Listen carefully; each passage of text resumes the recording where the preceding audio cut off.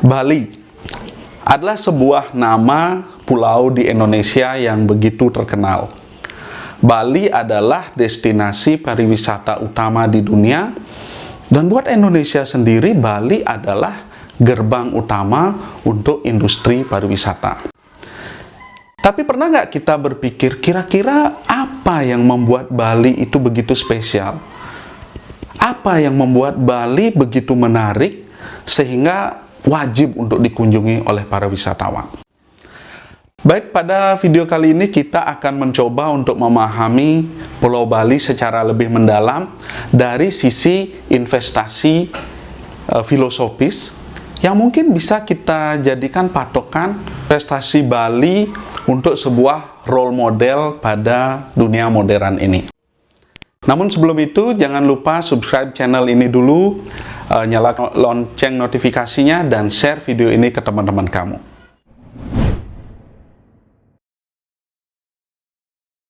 Yang pertama, apa yang membuat Bali begitu menarik? Sebagian orang mungkin akan menjawab keindahan alamnya.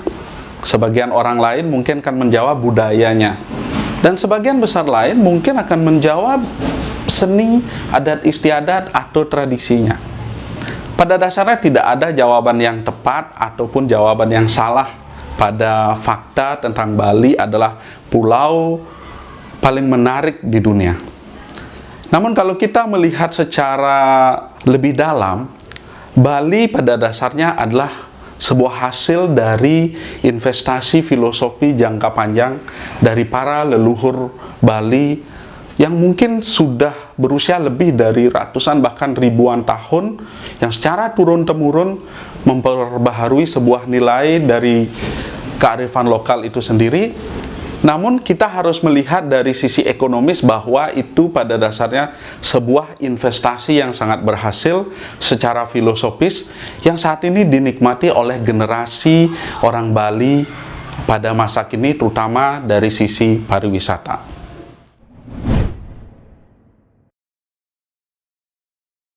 Yang kedua, Bali pada dasarnya juga ditopang oleh beberapa pilar organisasi tradisional yang secara langsung dan tidak langsung menjaga keharmonisan dan menjaga kelestarian budaya Bali itu sendiri. Yang pertama, Desa Adat. Desa Adat adalah sebuah organisasi tradisional di Bali yang didasarkan pada sebuah komunitas desa dengan fokus didasarkan pada titik kepercayaan kebersamaan di dalam beribadah. Organisasi kedua adalah Subak. Ya, Subak adalah nafas dan nadi dari pertanian di Pulau Bali. Dan pertanian dengan sistem subaknya adalah salah satu nadi yang membentuk ketertarikan wisatawan pada Pulau Bali. Subak pada dasarnya adalah sebuah organisasi komunal yang didasarkan pada kebersamaan untuk mencapai kesejahteraan bersama serta menciptakan sistem keadilan bersama melalui pengaturan irigasi, dan juga didasarkan pada filosofi Hindu, yaitu bagaimana bersyukur secara bersama-sama atas hasil apa yang sudah diraih ketika pada masa panen. Kemudian organisasi lain yang mendukung atau menjaga pilar Bali itu sendiri adalah Dadil, atau di sini adalah Dadil pada dasarnya adalah sebuah komunitas yang lebih kecil dari Desa Adat ataupun Subak, namun sifatnya mempunyai organisatoris yang sangat kuat, didasarkan pada persamaan leluhur, serta pada konsep kebersamaan untuk memajukan keluarga.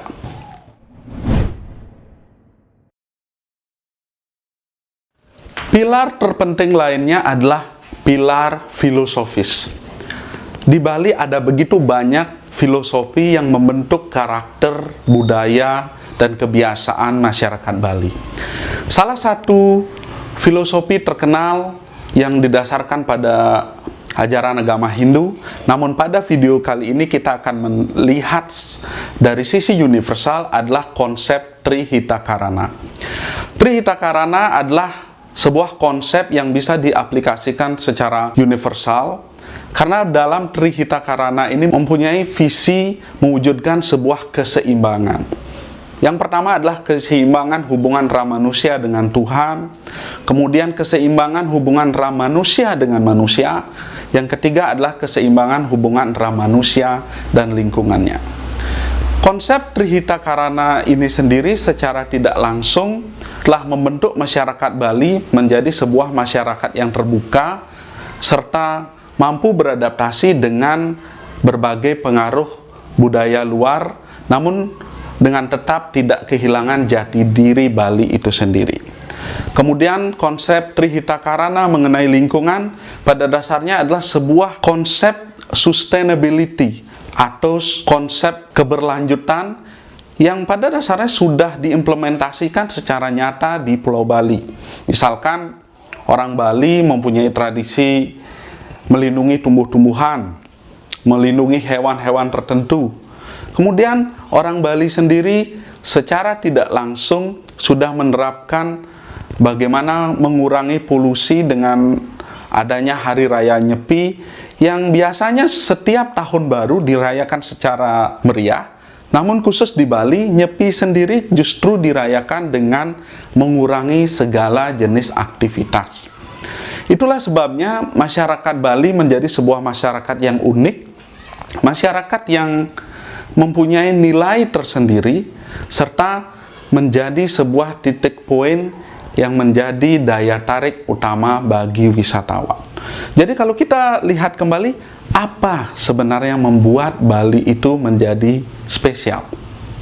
Ya, Bali menjadi khusus dan spesial pada dasarnya dibentuk oleh sebuah investasi dari para leluhur kita melalui nilai-nilai filosofis yang kemudian membentuk karakter, kebiasaan, pola pikir, dan juga spirit dari orang Bali. Ketika kita flashback, ketika Anda berinvestasi emas, maka pada dasarnya Anda berinvestasi pada stabilitas nilai dari aset Anda. Karena emas nilainya dari tahun ke tahun relatif sangat stabil. Ketika Anda berinvestasi pada saham, maka pada dasarnya Anda berinvestasi pada sebuah kemungkinan atau possibility bahwa Anda bisa meraih keuntungan yang besar atau mungkin bahkan kehilangan yang besar. Namun ketika Anda melihat Pulau Bali, berarti Anda sudah berinvestasi pada nilai filosofis dari sebuah karakter budaya dan juga sebuah kebiasaan yang pada akhirnya memberikan sebuah hasil investasi atau return bagi orang Bali sendiri, bagi Pulau Bali sendiri, yang membuat Bali menjadi sebuah destinasi yang sangat bernilai. Itulah sebabnya kenapa Bali begitu unik, karena Bali sekali lagi adalah hasil dari sebuah investasi filosofis dari para leluhur kita, yang bila tanpa itu semua, Bali pada dasarnya hanyalah sebuah pulau biasa yang tidak jauh berbeda dari pulau-pulau tropis lainnya. Mudah-mudahan share saya kali ini tentang Bali yang secara objektif merupakan pendapat subjektif saya, merupakan sebuah perspektif atau sudut pandang saya di dalam melihat Bali secara universal. Terima kasih atas perhatiannya dan sampai jumpa.